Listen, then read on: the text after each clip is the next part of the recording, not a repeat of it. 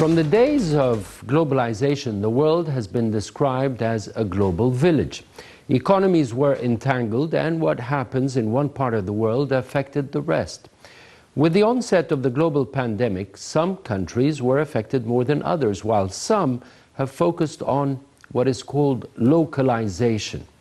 This is not nationalization, nor is it a total independence from the world, yet the reliance on strengthening economies and diminishing reliance on the global supply chain dependency has been adopted in some growing economies. This is why some are expanding more than others.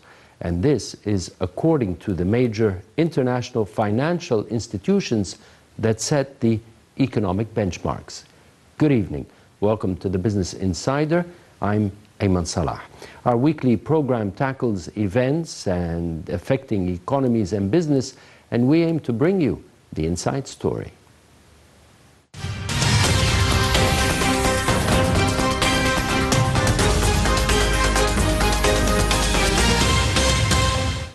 Welcome back. Let's start with the first news item for this evening. Egypt rejoined JP Morgan's Emerging Market Bond Index on Monday following a decade of absence.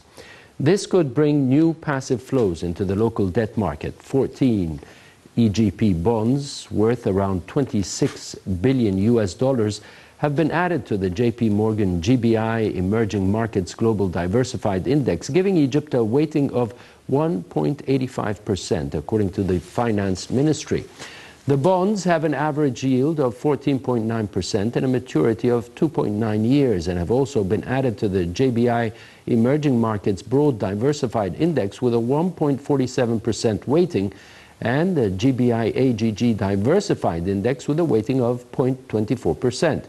Egypt has also been added to the Investment Bank's Green Bond Index following its $750 million issuance in 2020. According to the finance minister, this inclusion confirms foreign investor confidence of Egypt's improved fundamentals, having been put on the international radar as an investment destination.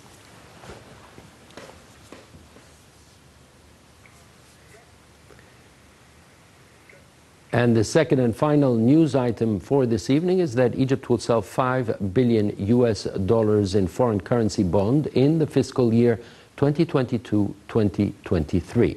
Vice Minister of Finance Ahmed Kojuk made the announcement on Monday. Egypt last took to the international debt markets in September when it sold $3 billion in long-term euro bonds. Issuance of samurai bonds and sukuks could be coming before the end of the fiscal year, with the ministry announcing last week that it wants to sell around $500 million in Japanese yen-denominated bonds during the first 6 months of 2022. Egypt's sovereign sukuk sale is also to take place before the end of the fiscal year in June. The ministry also announced this week that it is considering selling another $750 million of green bonds without setting a time frame. We'll be back.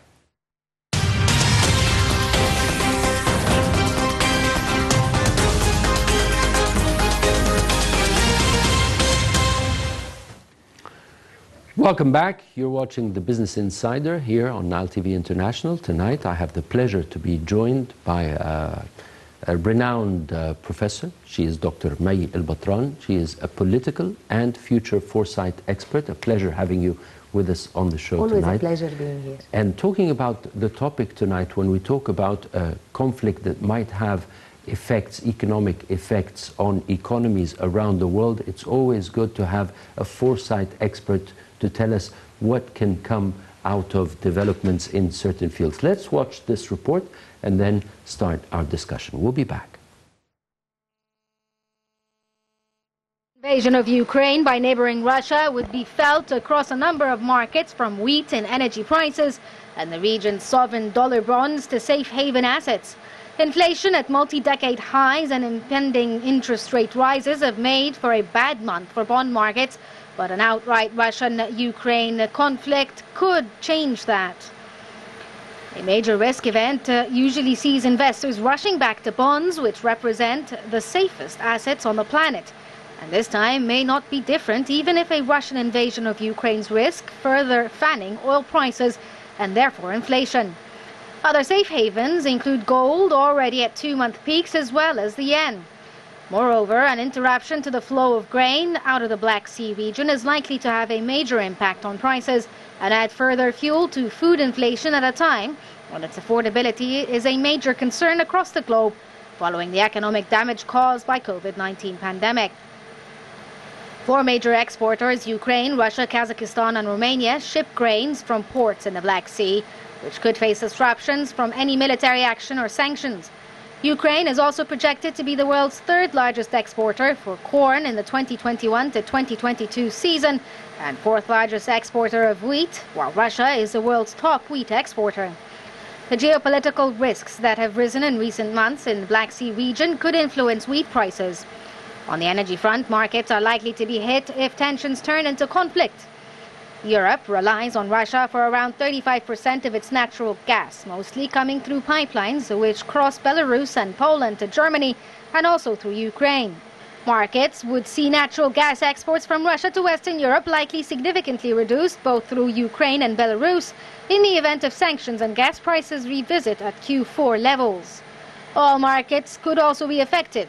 The tensions risked a material spike in oil prices, and a rise of $150 a barrel would reduce global GDP growth to just 0.9% annualized in the first half of the year, while more than doubling inflation to 7.2%.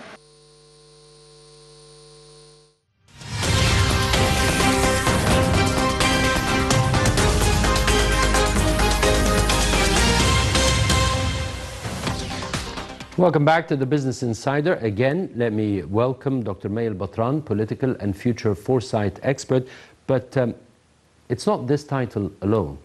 I believe you are the youngest committee chairperson, youngest woman committee chairperson in Parliament.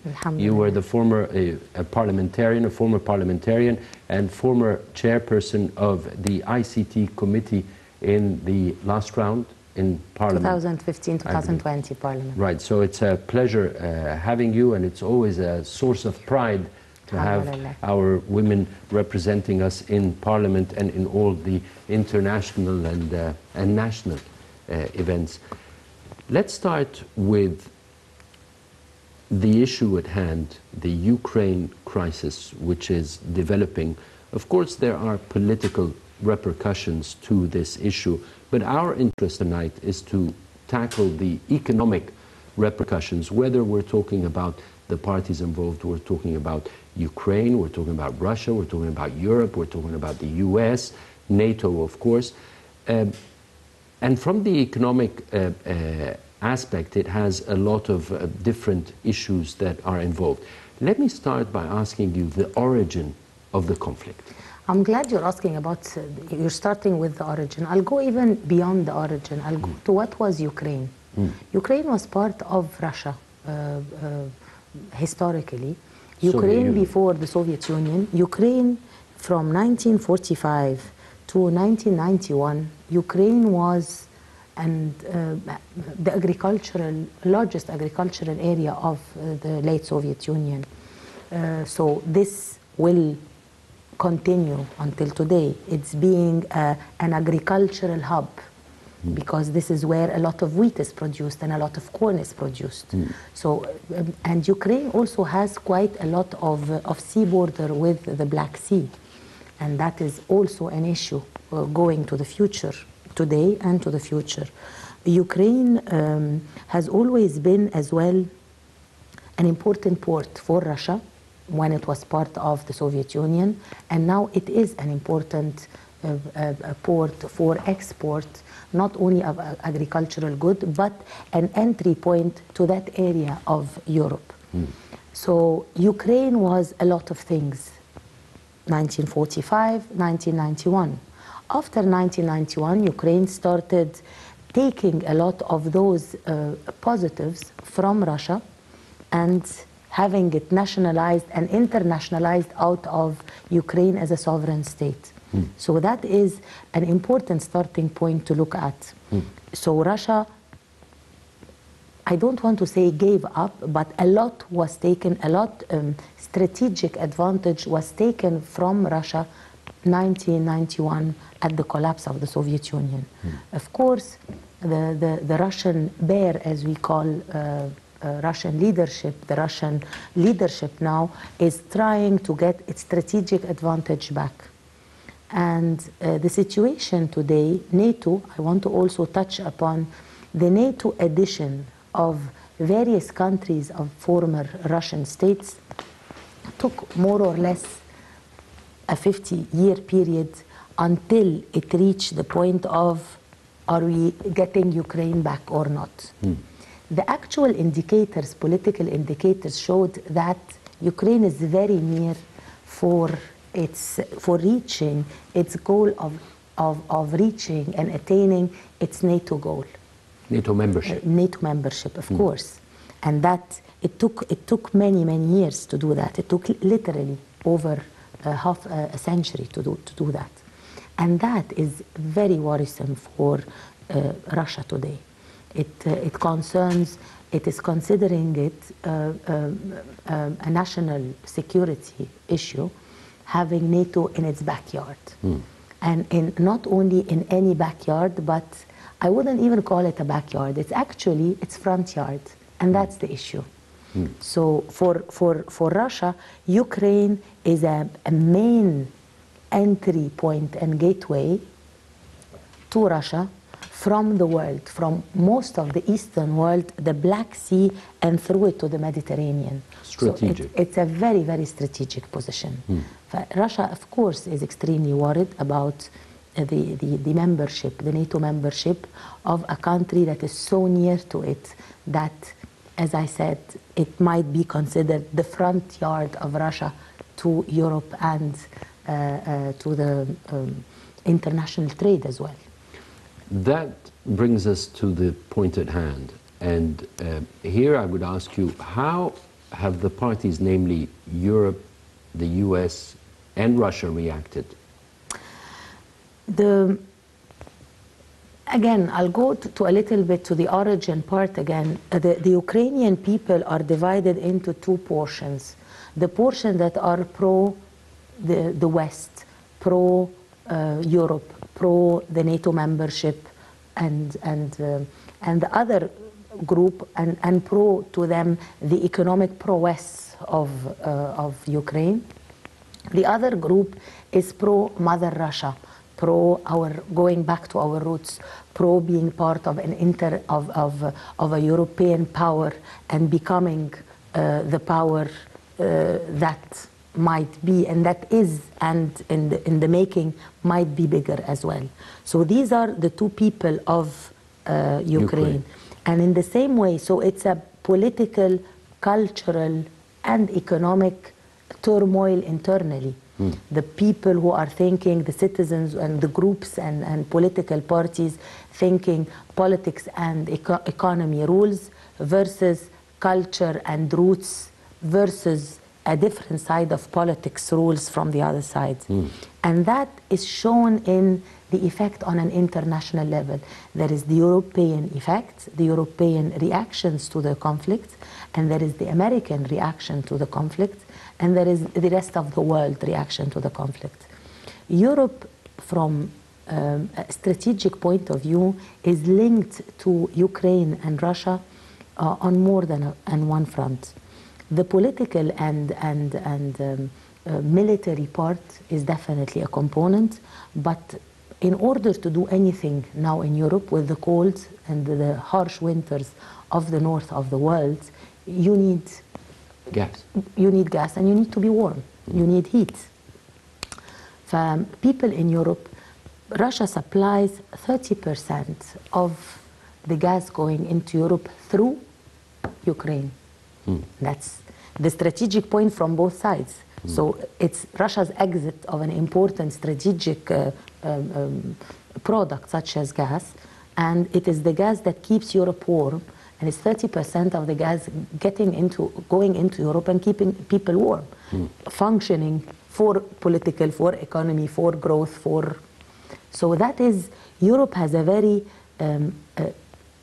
difficult position to muster and to balance itself. For Europe, it's very important to maintain peace, to maintain its strategic relationships, the advantage of having and getting the gas on time and as it should be. And gas, you know, as a product, gas is not easily moved from one country to the other. Of course, there are special pipes. There are the old pipes, and there is the Nord Stream 1, Nord Stream Nord pipes. Stream 2 under construction. Exactly. So these are pipes that are already there and being built. And if something happens, you need to get the gas through ports. Not all ports of Europe, the Black Sea, or the world are ready to receive large tankers of liquid gas into the ports. It's a product that needs special handling coming into the port. It's not a normal ship moving a few containers, but it is a very special ship needing very special treatment once it reaches a port. So not all ports are ready for this, and those who are ready to receive some of the gas tankers, they are ready to receive up to certain amounts of gas. And the amounts that the ports collectively are ready to receive are not enough to supply any deficit happening from the cut of any of the pipelines of gas going into Europe. So that's in case sanctions are imposed on Russia, that will affect the gas supply to Europe. That's for now. I say that's in case any supply has been cut. I'm not talking about scenarios yet. I'm just talking about gas as a product coming out of Russia, keeping Europe warm, and if this supply is cut through any incidents, we're not saying anything yet, it's going to be very difficult to compensate the loss of that gas through regular port system. On that note, and this issue specifically, the US has made an announcement or a promise to Europe that in case the gas supply coming from Russia to Europe is affected, the US will supply all the gas needs of Europe. I gave you the answer. Is this feasible? I just gave you the answer without getting the question. So I gave you an unbiased answer here. Right. So what you're saying basically is this is not sustainable. It will be a major effect. It definitely will be. The port system cannot receive the full amount of gas needed. The infrastructure of the ports to receive the gas tankers they're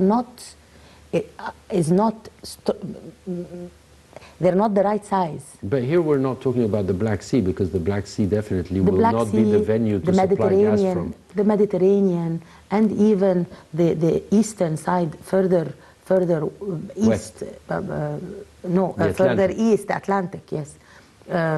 It's not enough further west, I'm sorry. So I get your answer, a very diplomatic answer, but I would just say it's not sustainable. So that's one point. Exactly. The other effect, so it's putting Europe in a really difficult, tight spot. So Europe wants to calm down whatever it is that's happening, at least for a few months, until it's warm enough, and then maybe they will have a few more months, and then you never know what will happen coming next winter. This is, maybe they will enhance the port infrastructures in order to receive more tankers and have a better advantage point discussing this or handling this situation. But this is very important for Europe. The United States has stated its position loud and clear. We are not with the movement of the Russian troops around the Ukrainian border. It said that it's in the region of 170,000 troops on the ground, 1,000 tankers, and also it has a few sea warships within the region. And as you know, Russia has added Crimea to its state. So also within Crimea, there is a major Russian naval center and military centers as well. And there is also a military advantage of Russia here. There are two pieces of new military equipment that haven't been used so far that the Russian military has, and that is creating a lot of worry, if you will, for the movement that has happened added to those two pieces of missile. One is an undersea submarine having nuclears, very special nuclear warheads that might reach thousands of kilometers. And this is one piece. And another piece of also nuclear warheads set on certain missile system, firing system, that again has a lot of far outreach. So those are two pieces of sea and land pieces of military equipment equipped with nuclear warheads that is getting the United States and Europe extremely worried. And when I say far reach, the Russians claim that they can reach all the way to the United States. All right, here you have also another party which might be involved, is China. Of course. China and Russia both are on the same wavelength vis-à-vis what is taking place. And China and Russia represent a major economic force. China is the major economic force nowadays. So here the economic impact of any conflict will be far-reaching. You just mentioned one aspect, which is gas. I believe there are other aspects to the formula. The gas is an issue, like we mentioned, the agricultural products of Ukraine and Russia. Ukraine is a major exporter of wheat and corn, and this will affect, so is Russia. Russia is #1 in wheat in the world. I believe Ukraine is #3. Ukraine is getting to be, I believe, #2 or 3 as well in corn. So, and these are two major products of the world. They are feeding a lot of people around the world. And amongst those people are Egypt, by the way. So Egypt, Ukraine is a major exporter of wheat to Egypt. And Egypt, as you know, is the largest wheat exporter of the world. Of course, we'll talk later about the steps that we are taking. You mean? Importer, yes. The steps that we are taking to produce wheat internally, but still we do export a lot of our wheat as well. Import. Get inside. Import. Yes, import. So this is an issue to look at. So any conflict between Russia, Ukraine will affect wheat prices, will affect corn prices, and will affect supply as well. Not only prices, but supply. They will affect oil prices as well. So this will have a cascading effect on major products and strategic products. You're talking wheat, gas, oil, so a lot markets, of financial markets, of course. So you're talking and trade, because you're talking about the Black Sea as well. So it's getting the world on edge. Russia knows that it has major decisions to make, but of course there is also the strategic point of view, looking backwards at wars that has happened, the Cold War, the Afghanistan situation happening in Afghanistan and ending at that area of the world, looking at Iraq, what happened in Iraq. So Russia is in a strong position, but Russia also, the decision of war is not an easy decision for a country the size of Russia getting into something, but it needs to really state a point. It is a decision that is affecting, will affect, and will continue to affect short, middle, and long term. Its national security is having a certain positioning of Ukraine as part of its own national security. So it's a balance that Russia is stating to the world. It's a balance that it is exporting and showing to NATO, to Europe, and to the United States and the rest of the world. All right, so you mentioned Egypt as the major importer of wheat from Ukraine, or the major importer in the world. Now, will this have effects other than the wheat prices on a country like Egypt, especially bearing in mind the projects that are currently underway in Egypt to mitigate any negative effect of global trade imbalances or crises, if you will, such as what we have seen during the COVID pandemic? I'm glad you're starting your question with a positive positioning of Egypt. Egypt in the last pandemic and world crisis, Egypt has showed its new mettle. Its mettle of looking into the future, having foresight, and mitigating risk very, very well. The situation in Egypt regarding the wheat, we've got strategic amounts of wheat into Egypt so far, enough for the coming reserves. You mean the reserves in the silos? Yes, in the silos we had a fantastic project of silos that has been inaugurated by His Excellency the President, and so now we've got silos, we've got the right amount of reserves to keep us going for the coming 6 months, and it's always being kept updated. So this is number one. Number two, Egypt is becoming quite a producer of wheat internally. We are trying to reach our own self-sufficiency. So far, we have the highest, actually, very nice and a reason to be proud as an Egyptian piece of information is that the Egyptian wheat production out of each faddan is the highest in the world. So the Egyptian wheat production in a piece of land is giving out quite a product. So now we have a high production per faddan. We are increasing the number of faddans into the thousands every year. And every few months we are adding new plots of land to the wheat production. So this is extremely important. We have silos to have a larger reserve. We are maintaining the buying and selling process. The country is also keeping a very strong tab on the major bread production system and supply chain of the bread in Egypt.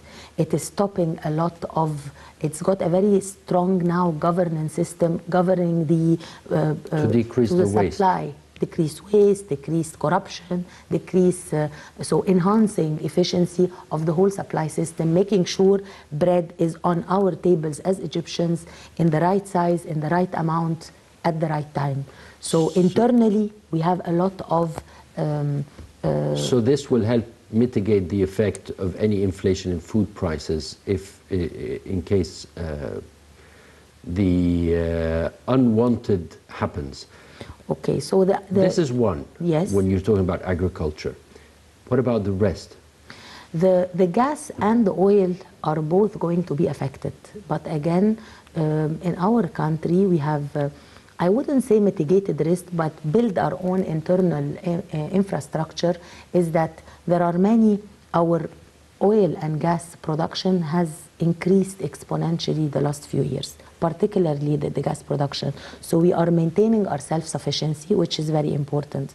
Our electricity also is, we did a lot of international relationships, including our relationships with some of our European neighbors and friends, Cyprus and Greece, into having an electrical interconnectivity with them, which will help Egypt as a source of income and a source of to maintain peace within the region, which is extremely important as well.